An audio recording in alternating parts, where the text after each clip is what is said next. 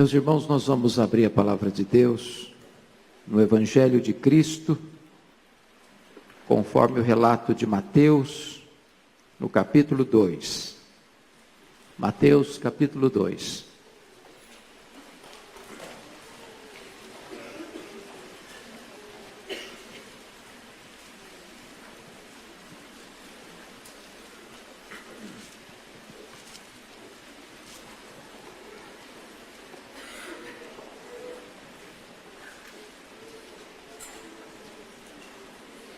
Mateus capítulo 2,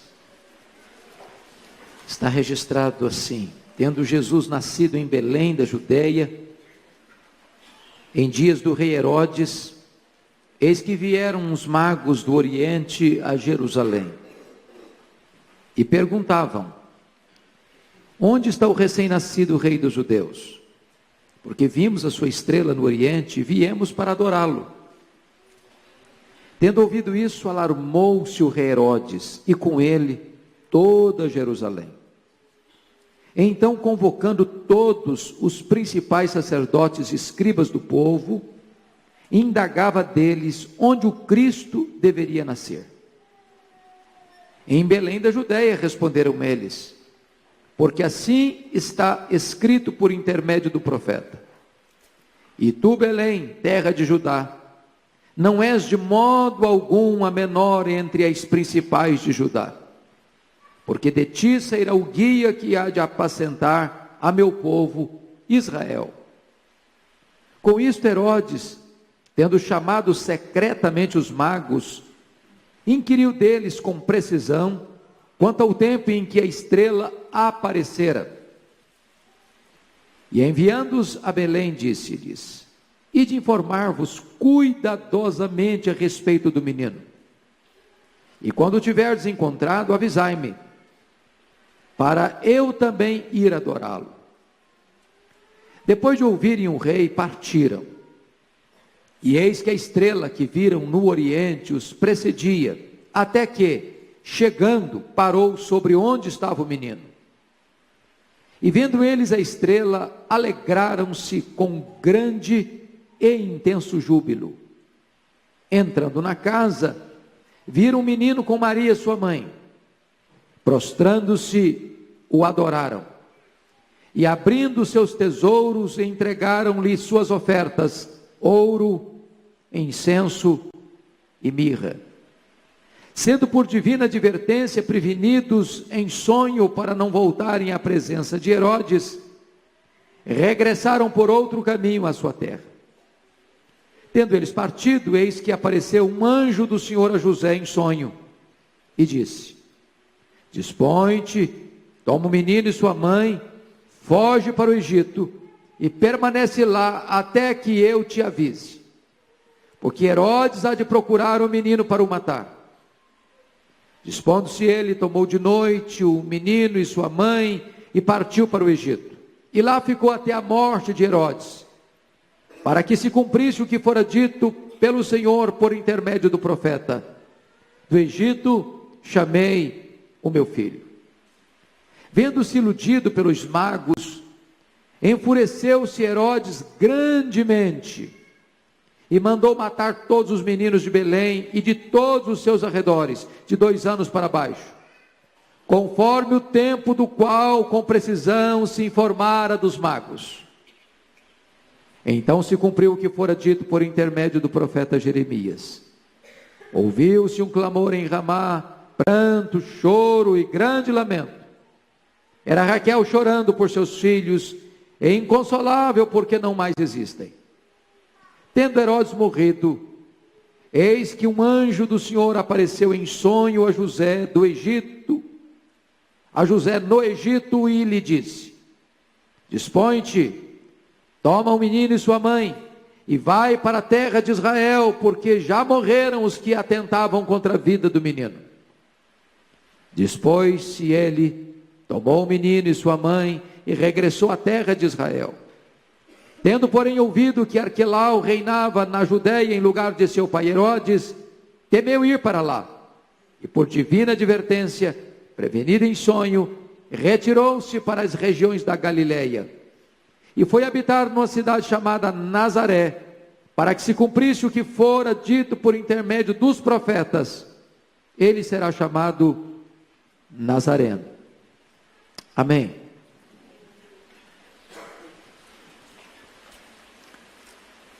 A Escritura deixa meridianamente claro que o Natal, o nascimento de Jesus, o Filho de Deus, foi planejado na eternidade. Antes que houvesse céus, antes que o sol brilhasse, antes que os anjos ruflassem suas asas para atender às ordens do eterno e onipotente Deus, antes que os astros brilhassem no firmamento, a promessa do nascimento de Jesus já havia sido firmada, e firmada nos refolhos da eternidade. O nascimento de Jesus é proclamado já no berço da história, aos nossos primeiros pais lá no Éden. Da semente da mulher nascerá aquele que há de esmagar a cabeça da serpente. E a partir daí, todos os patriarcas, os profetas, apontavam para este dia, glorioso dia, do maior acontecimento da humanidade, do mais extraordinário mistério da humanidade, a encarnação do Verbo, Deus se fazendo homem, o eterno entrando no tempo, o infinito tornando-se um bebê enfaixado em panos e deitado numa manjedoura. Aquele que é eterno, Pai da eternidade, entra no tempo. Aquele que é o Criador do universo, que formou o mundo visível e invisível, torna-se um bebê.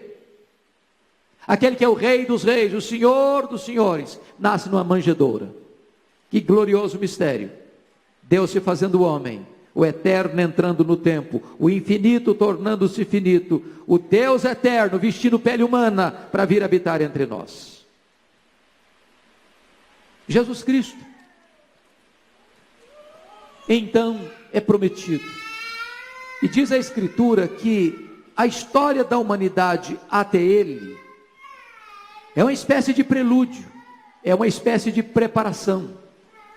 Porque Gálatas 4:4 diz que na plenitude dos tempos Ele veio, nascido de mulher, nascido sob a lei. Deus prepara o mundo grego para dar a cultura, para dar uma língua universal. Deus prepara o mundo romano com a sua política, abrindo estradas, trazendo hegemonia e unidade de um grande império, para que a comunicação e a celeridade de uma mensagem pudesse ganhar rapidez e amplitude. Deus prepara o mundo através dos judeus, povo escolhido de Deus, para entregar à humanidade a revelação escrita de Deus. Quando todo o cenário estava pronto, quando toda a máquina divina estava montada, então Jesus Cristo nasce, de uma maneira tão misteriosa. Um anjo de Deus é enviado à cidade de Nazaré, pequena Nazaré, pobre Nazaré, esquecida Nazaré, mal falada Nazaré. E é curioso que o anjo chega, parece cedo demais, porque ele chega uma virgem, dizendo que ela ia ser mãe. Era um choque, era um escândalo. E o anjo encoraja a Maria, dizendo o seguinte: olha, já aconteceu um milagre. A tua parenta, a tua prima Isabel, já avançada em idade, também concebeu. Se o anjo parece que chegou cedo demais na casa de Maria, parece que chegou tarde demais na casa de Isabel. Uma era nova demais para ser mãe, a outra era velha demais para conceber. E diz a Escritura que então Maria responde para o anjo: eis aqui a serva do Senhor, faça-se em mim conforme o propósito de Deus. E em seguida, ela que era comprometida com José, faz uma longa viagem até a proximidade de Jerusalém para visitar sua prima Isabel. Isabel já estava grávida de João Batista. Quando ela se aproxima, Diz a Bíblia que João Batista começa a se mexer no ventre da sua mãe e se alegrar profundamente. E então, a Bíblia diz que Isabel começa a profetizar: bem-aventurada és tu entre as mulheres, bendito é o fruto do teu ventre.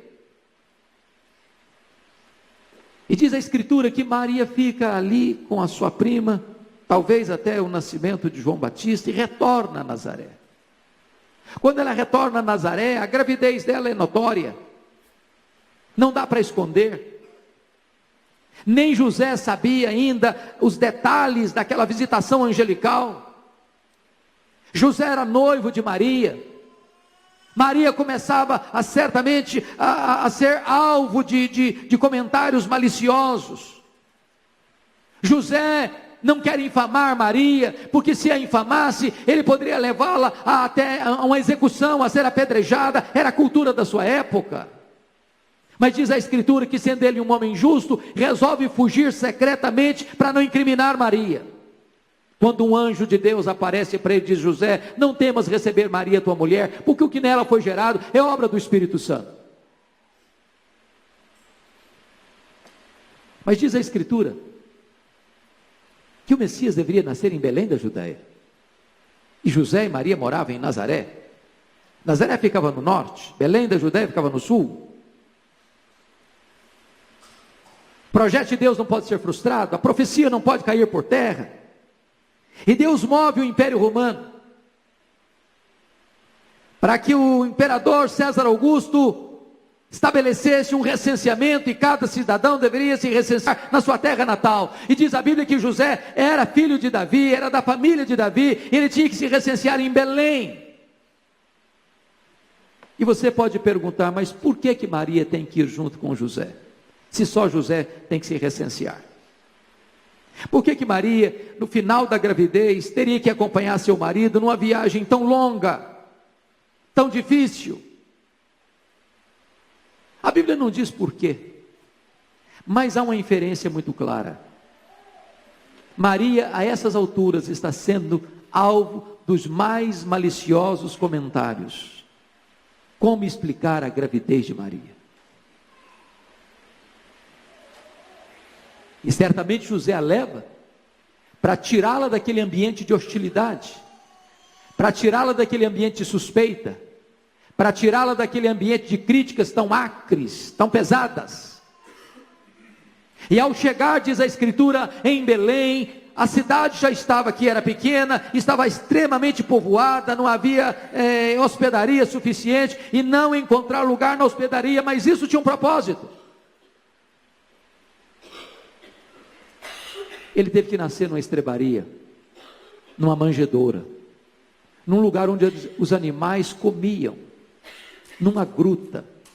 Sabem por quê?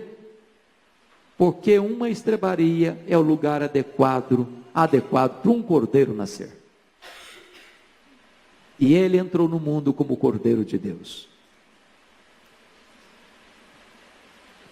Então diz a Escritura que quando ele nasce, os anjos vão celebrar esse nascimento e vão comunicar aos pastores da cidade de Belém: vocês não precisam ficar com medo. Hoje nasceu na cidade de Davi o Salvador, que é Cristo Senhor. E na medida que eles estão dando essa informação tão insólita e tão extraordinária, os céus se cobriram de anjos, as nuvens se cobriram de partitura, e os anjos formaram um grande coral, cantando glória a Deus nas alturas, e paz na terra entre os homens, a quem Ele quer bem. O Natal foi celebrado no céu, o Natal foi festejado na terra. Mas agora, a grande pergunta é: como é que as pessoas reagiram ao Natal? Eu quero dizer para você que Jesus é ainda hoje o personagem mais paradoxal da história. Ele é a pessoa mais amada e a mais odiada. Ele é a mais procurada e a mais repudiada. Ele atrai uns e incomoda outros. Ele alegra uns e apavora outros. Mas sabem por que Jesus é odiado hoje? Sabem por quê? é porque ele está vivo. Ninguém odeia alguém morto por muito tempo. Eu pergunto a vocês, quem odeia hoje os faraós do Egito? Eu pergunto a vocês, quem odeia hoje os reis perversos e sanguinários da Síria? Eu pergunto a vocês, quem odeia hoje os megalomaníacos reis da Babilônia? Quem odeia hoje os reis medo-persas? Quem odeia hoje Alexandre o Grande, que com a sua bravura, ele fazia os reis se dobrarem na presença dele? Quem odeia hoje os Césares de Roma? Por que odeiam Jesus? Por que repudiam Jesus? É porque ele está vivo. E porque ele está vivo, nós não celebramos o seu nascimento de 100 em 100 anos, nós celebramos o seu nascimento todos os anos. Porque ele não só está vivo, ele está entre nós. Ele não está apenas entre nós, ele está dentro de nós. Ele não está apenas entre nós e dentro de nós, ele está acima de nós. Ele é o Rei dos Reis, ele é o Senhor dos Senhores.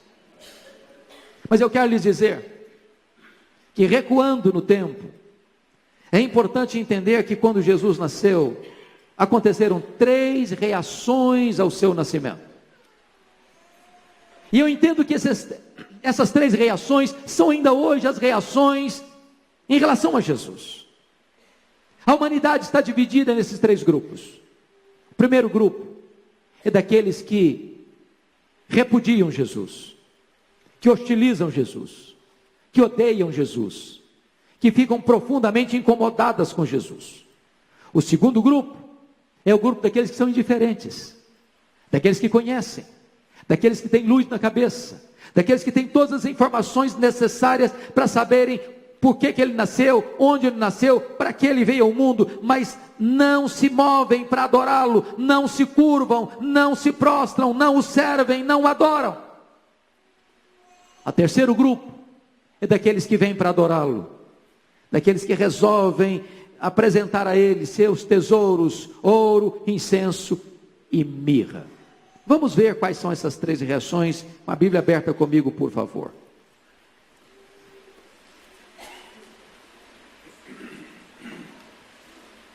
A reação de hostilidade, ela é liderada por Herodes. Então a Bíblia aberta aí, por favor, veja comigo, verso 1. Tendo Jesus nascido em Belém da Judéia, em dias do rei Herodes. A grande pergunta é: que Herodes é esse? Que Herodes é esse? O Novo Testamento fala de 4 Herodes. Herodes o Grande, é esse Herodes aqui. Herodes Antipas, que foi Herodes que mandou matar João Batista e que escarneceu de Jesus no seu julgamento. O terceiro Herodes é o Herodes Agripa I, está lá em Atos 12, foi Herodes que mandou matar o apóstolo Tiago e mandou prender Pedro. E o último Herodes é o Herodes Agripa II, que está lá em Atos 26, diante de quem Paulo contou o seu testemunho de conversão e disse para Paulo: por pouco, Paulo, me persuades a me fazer um cristão. Mas quem é este aqui? Herodes, aqui é o Herodes o Grande, que começou a governar no ano 40 antes de Cristo, que por ser amigo pessoal do imperador Augusto, conquista o título de rei sobre toda essa região. Foi um homem que teve uma importância vital para aquela terra, porque foi ele quem tirou o templo de Jerusalém, pós-cativeiro, construído na época de Zorobabel, num grande templo, num majestoso templo, numa obra magnificente, dos dias de Jesus. Foi este Herodes o Grande que construiu o grande porto de Cesareia Marítima, dando oportunidade para que todos os produtos do mundo viessem para aquela terra, e os produtos daquela terra pudessem ser escoados para o resto do mundo. Foi esse Herodes aqui que construiu a grande fortaleza de Massada, onde 3.000 judeus se refugiaram depois do ano 70, e todos eles cometem suicídio por causa a invasão de Roma àquela fortaleza, e eles preferiram morrer com dignidade a se entregarem nas mãos dos romanos para serem humilhados. Esse homem era um homem louco, e eu gostaria de provar isso para vocês. Primeiro, Herodes o Grande casou-se 9 vezes. 9 vezes. Segundo, Herodes o Grande mandou assassinar 45 aristocratas concorrentes e pretendentes do reino. Ele tinha uma mania de poder e ele se sentia ameaçado por qualquer pessoa que concorresse com ele para assumir ou tomar-lhe o trono. Terceiro, ele casou-se com Mariana e com medo de que a família de Mariana concorresse com ele, ele forjou acusações contra os membros principais da sua família e os levou à morte, matando-os um a um. A pedido da sua sogra Alexandra, ele nomeia Aristóbulo, seu sobrinho, como sumo sacerdote de Jerusalém. Ainda muito moço, com menos de 17 anos. Aristóbulo, por causa do seu carisma, da sua maneira tão habilidosa de lidar com as pessoas, começa a ganhar a simpatia do povo em Jerusalém. Com ciúmes do seu sobrinho, mandou estrangulá-lo. A sua sogra, obviamente, ao ver essa cena, apavorada, horrorizada com a crueldade de Herodes, tenta fugir para o Egito, para o abrigo de Cleópatra. Mas Herodes o Grande mandou emissários atrás dela. Ela tentou simular uma fuga num enterro, mas descobriram a artimanha dela e ela foi assassinada no Egito. O imperador então mandou chamar Herodes a Roma, por causa dos seus crimes, da sua crueldade. E quando ele estava indo para Roma, temendo que Mariana, sua mulher, o traísse na sua ausência, mandou matá-la.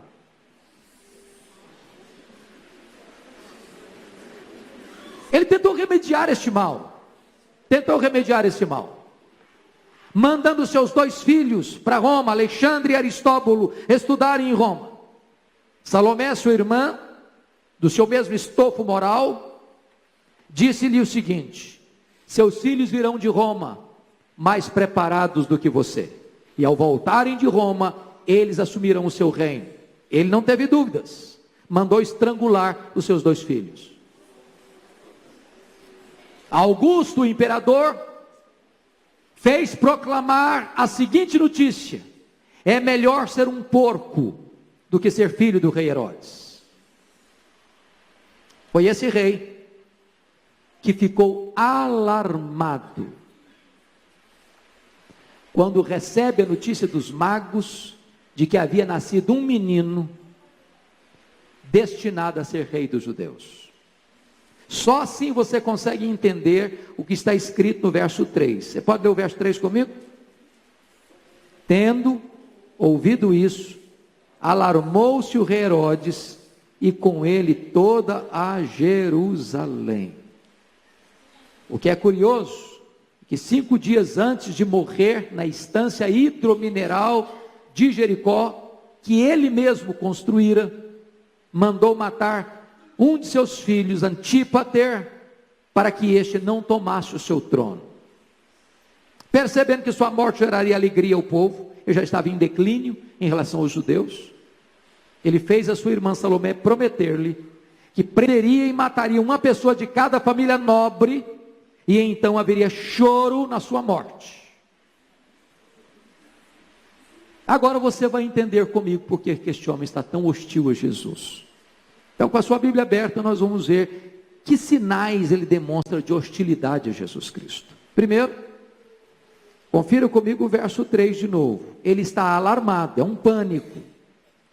Tendo ouvido isso, vindo o quê? Que havia nascido o recém-nascido rei dos judeus. Havia nascido uma criança para assumir o trono dele.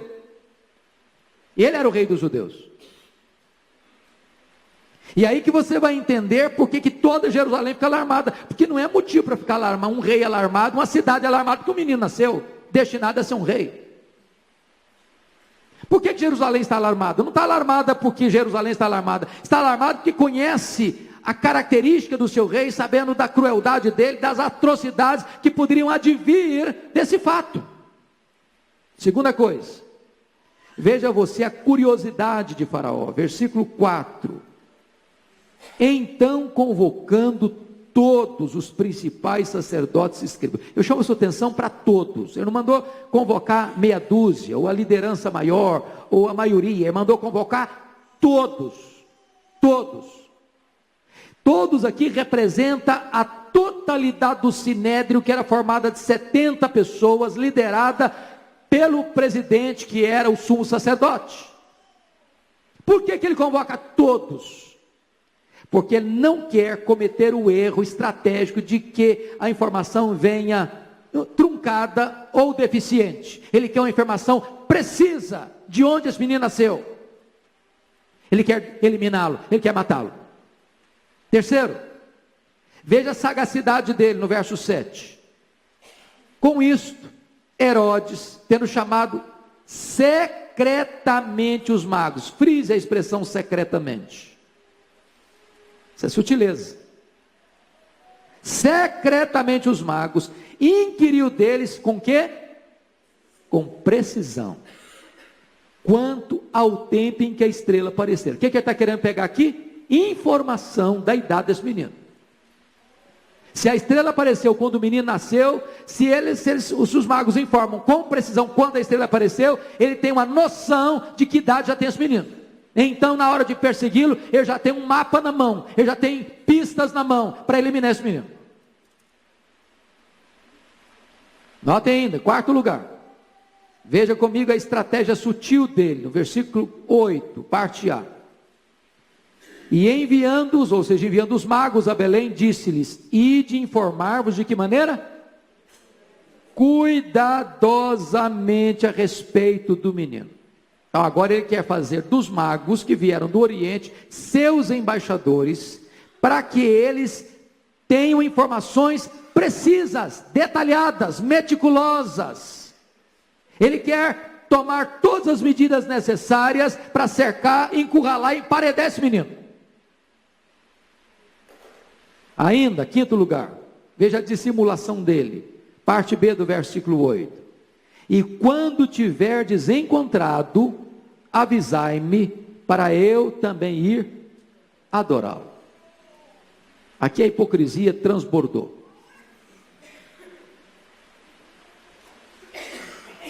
Aqui ele diz que vai fazer uma coisa, quando no coração ele está querendo fazer exatamente o contrário.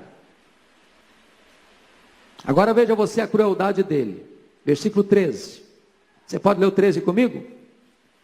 Tendo eles partido, eis que apareceu um anjo do Senhor a José, em sonho, e disse: dispõe-te, toma o menino e sua mãe, foge para o Egito, e permanece lá até que eu te avise, porque Herodes há de procurar o menino para o matar.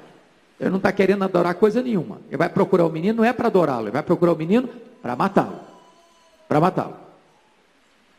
Mas veja ainda, a fúria dele no verso 16, quando os magos não voltam para dar a ele as informações que ele tinha pedido. Vamos ler junto o verso 16, por favor? Vendo-se iludido pelos magos, enfureceu-se Herodes, de que maneira? Grandemente. Você conhece alguém enfurecido grandemente? Bom, um camarada que manda matar os filhos, a mulher, os parentes, quando esse cara enfurece grandemente, então ele é um perigo, então ele é uma ameaça. Então vamos ler de novo 16, vamos juntos? Vendo-se iludido pelos magos, enfureceu-se Herodes grandemente, e mandou matar todos os meninos de Belém, e de todos os seus arredores, de 2 anos para baixo, conforme o tempo do qual, com precisão, se informara dos magos. Veja que ele está com o mapa na mão, ele tem todas as informações precisas na mão, ele diz: eu não vou errar, de 2 anos para baixo eu pego esse menino, e então vai ser de Jerusalém e os arredores também, ele não vai escapar.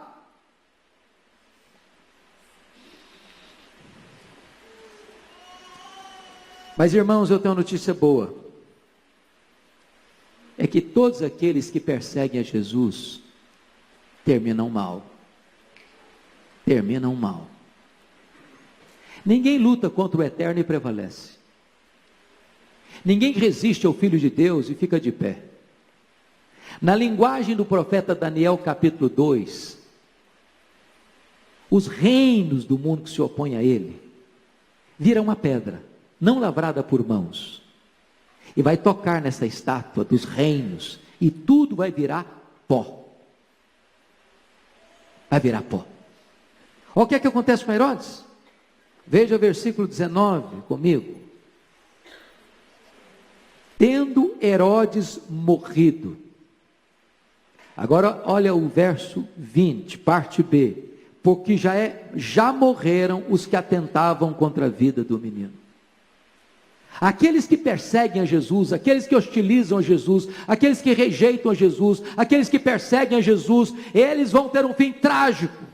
O que lhes espera é a morte, e Jesus permanece firme, vivo, sobranceiro, vitorioso, glorioso, para sempre. Louvado seja o seu nome.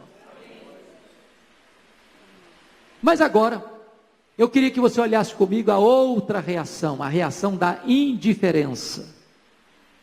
Da indiferença.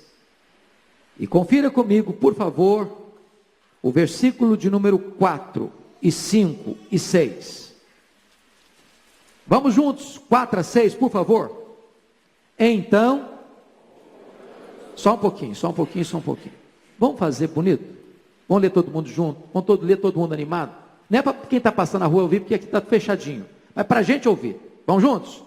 Então, convocando todos os principais sacerdotes e escribas do povo, indagava deles onde o Cristo deveria nascer. Em Belém da Judeia, responderam eles. Porque assim está escrito por intermédio do profeta: e tu, Belém, terra de Judá, não és de modo algum a menor entre as principais de Judá, porque de ti sairá o guia que há de apacentar o meu povo Israel. Aqui notem vocês, amados irmãos, a indiferença de quem? Verso 4 diz que todos os principais sacerdotes e todos os escribas do povo. Os principais sacerdotes eram do partido dos saduceus, os liberais, os progressistas, que não acreditavam em anjo, que não acreditavam em ressurreição, que não acreditavam em espírito. Era este grupo que comandava a religião de Israel, era este grupo que tinha a liderança sacerdotal, era este grupo que comandava politicamente a religião em Israel, porque o presidente do sinédrio era o sumo sacerdote. Quem eram os escribas? Eram do grupo dos fariseus, eram os teólogos conservadores, eram os teólogos ortodoxos, era gente que conhecia a Bíblia e conhecia corretamente a Bíblia. Aqueles que têm luz na cabeça, têm toda a informação com absoluta precisão, mas eles não se desabalam de Jerusalém para a aldeia, ou melhor, para a cidade de Belém, que fica pouco mais de 8 quilômetros. Sabe, mas não se move. Conhece, mas não adora. Tem toda a luz na cabeça, mas não tem nenhuma devoção no coração. É muito triste isso. Eu quero crer que nesta noite aqui nós não temos nenhuma pessoa parecida com Herodes, que hostiliza Jesus. Sabe por quê? Porque senão você não teria vindo a esse culto. Mas quem sabe haja entre nós nesta noite alguns parecidos com os principais sacerdotes e escribas. Gente que conhece a Bíblia. Gente que é capaz de dar uma aula sobre quem é Jesus, das profecias, das promessas, do seu nascimento, da sua vida, das suas obras, dos seus milagres, da sua morte, da sua ressurreição, do seu governo, da sua intercessão celestial, da sua segunda vinda. Mas gente que o coração está frio, tem toda a informação, mas não se prostra, mas não adora, mas não tem prazer em Deus, mas não se alegra em Deus. Aliás, esses escribas e esses principais sacerdotes se tornaram os principais inimigos de Jesus durante o seu ministério.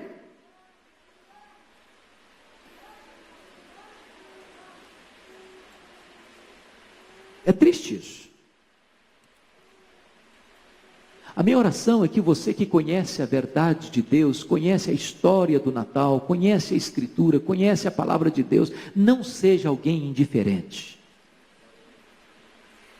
Por isso eu gostaria de tratar a terceira reação ao Natal: a rendição e a adoração dos magos. Então veja você, vamos ver, ler por favor comigo, em uníssono, o versículo 1. Tendo Jesus nascido em Belém da Judeia, em dias do rei Herodes, eis que vieram os magos do Oriente a Jerusalém. Bom, a tradição diz que são 3, a Bíblia não diz. A tradição diz que eram reis, a Bíblia também não diz. A Bíblia só diz que eram uns magos. E magos aqui traz a ideia de que eles eram astrólogos, estudiosos dos astros também. E diz que eles vieram do Oriente, talvez da Pérsia, de longe. Eles são gentios, povos distantes. Eles não tinham Bíblia, eles não tinham Velho Testamento, eles não tinham profetas, eles não tinham profecia, eles não tinham templo, eles não tinham sinagoga, eles não tinham ensino, eles não tinham nenhuma das coisas que esses escribas e fariseus e sacerdotes possuíam. Elementarmente, eles estudavam os astros. E então Deus pega o que eles têm para dar-lhes um sinal. E uma estrela aparece e começa a guiá-los. Agora eu pergunto para vocês: para onde essa estrela os levou? Para Belém? Eu lhes pergunto, para onde a estrela os levou? Para Jerusalém. Por quê? Por quê? Por que que esta estrela não os levou a Belém, sem passar por Jerusalém? Por que que teria que fazer essa conexão com Jerusalém? Por quê? Porque na verdade, meus amados irmãos, a estrela foi um instrumento que Deus usou, mas a maneira de se conhecer quem é Jesus, as profecias sobre Jesus, a verdade sobre Jesus, precisa passar pelas Escrituras. Eles tinham que ir para Belém, porque era lá em Belém que eles tinham que passar por Jerusalém, porque era lá em Jerusalém que eles haveriam de ouvir a profecia: esse menino nasceria em Belém da Judéia.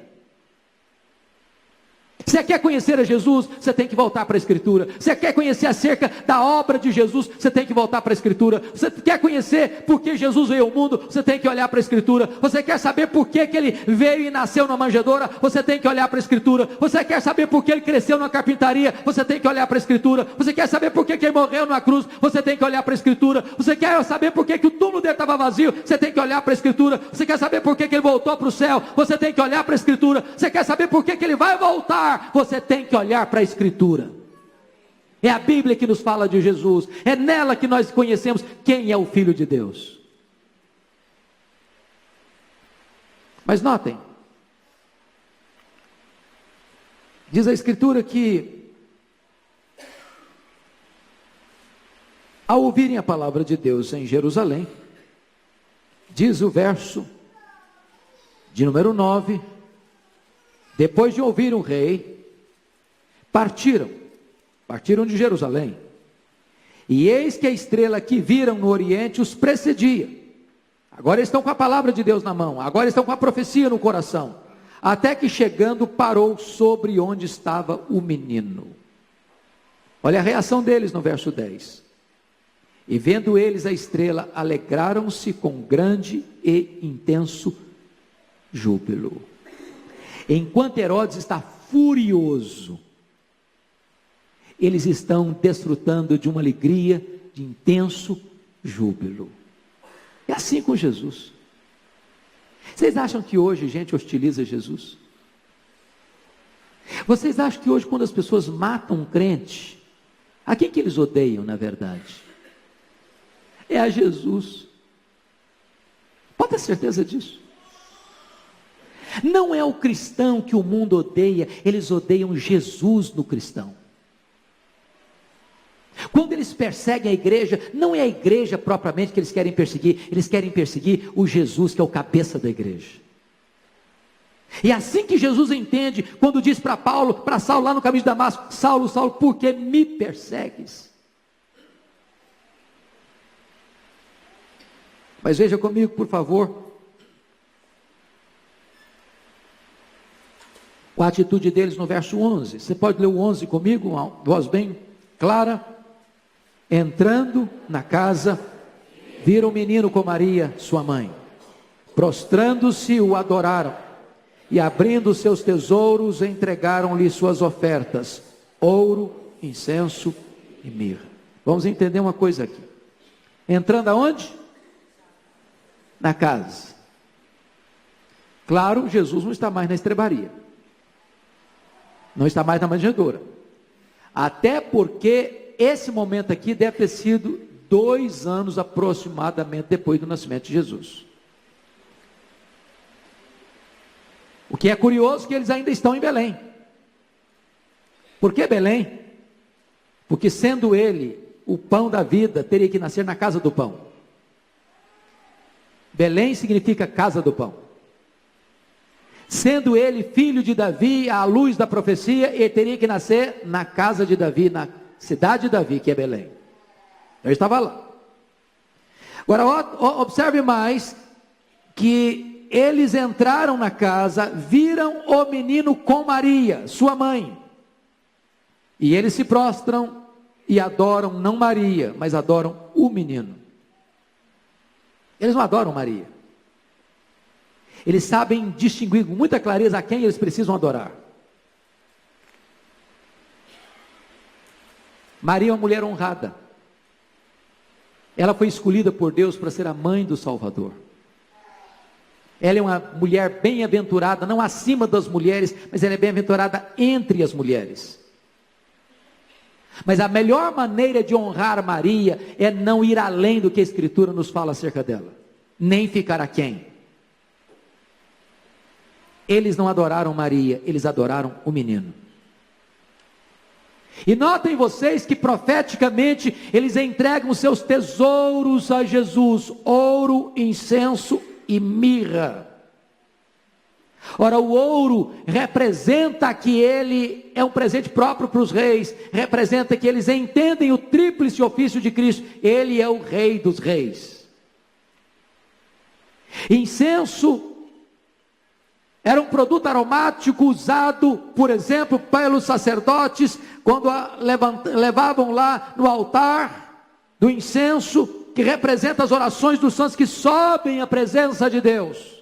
Quando eles entregam incenso para Jesus, eles estão reconhecendo que ele é o sumo sacerdote, aquele que veio ao mundo para ser o sacerdote e o sacrifício, e oferecer a si mesmo como sacrifício, no altar da cruz, como sacrifício pleno, perfeito, cabal e irrepetível.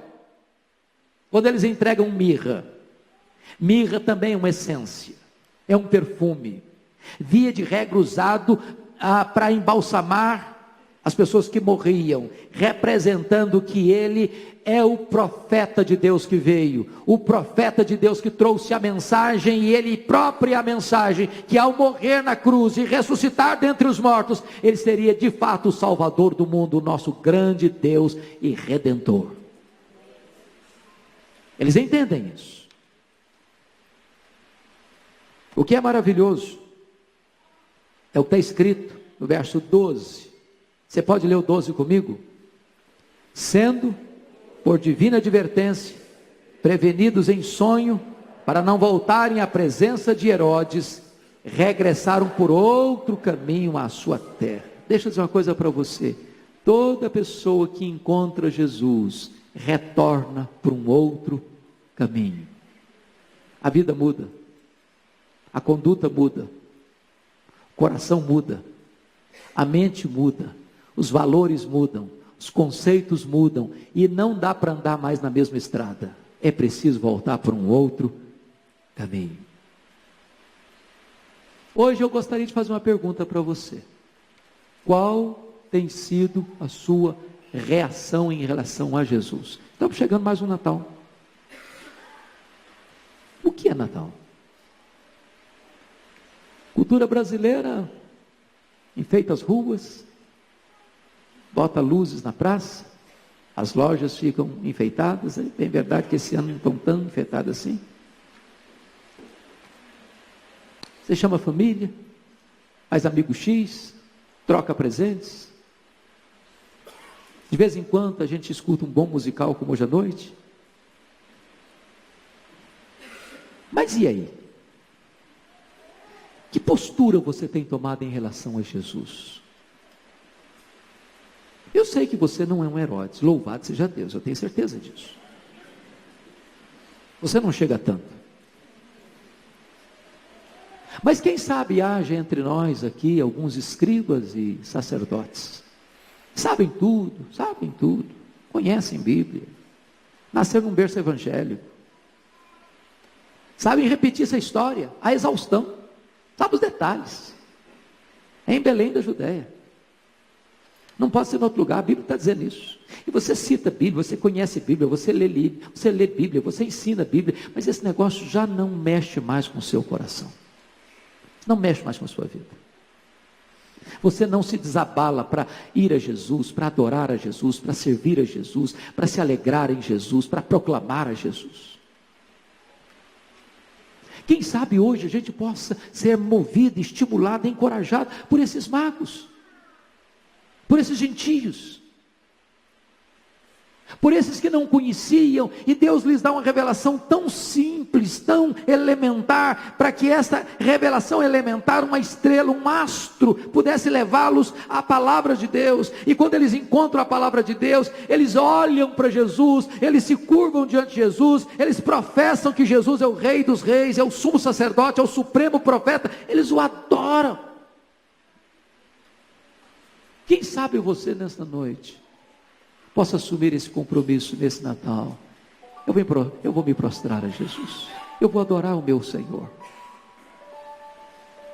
e eu vou dizer para você que a vida não faz sentido enquanto você não se prostra para adorar a Jesus, enquanto os seus joelhos não se curvarem para adorar a Jesus. Ele está aqui nesta noite, Ele está entre nós. O que você vai fazer com Ele? O que você vai fazer com Ele? Curva sua fronte, por favor, feche seus olhos um pouco, medite um pouquinho sobre isso. O que você vai fazer com Jesus neste Natal? Vai ser como todo ano? Depois volta tudo ao normal? Ou quem sabe você hoje possa dizer: Senhor, eu quero te servir, quero reconhecer que Tu és o Senhor da minha vida, eu quero reconhecer que Tu morreste no meu lugar, eu quero reconhecer que Tu és a mensagem de Deus para mim, e eu quero voltar por um outro caminho, Deus, para proclamar que Tu és o Senhor da minha vida, que Tu és a razão da minha vida, que Tu és a minha grande alegria, o meu maior entusiasmo para viver, a minha esperança, a minha riqueza, a minha herança, a minha alegria, a minha paz, a minha vida.